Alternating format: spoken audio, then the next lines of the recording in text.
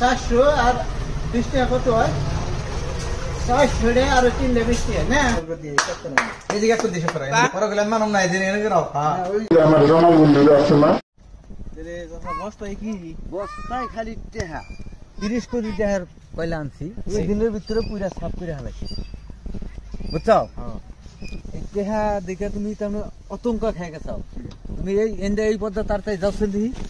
তুমি টাকা দেখে ব্যবসা হয়ে গেছাও আমি বই এনে উপহার দিতেছি তুমি এসে এটা ছলনা করবার নাকি এই যে খান্ডা লগনে দেখো কত কয়লা করে নিছে বুঝছো সেই জন্য আমি এখানে বসে আছি।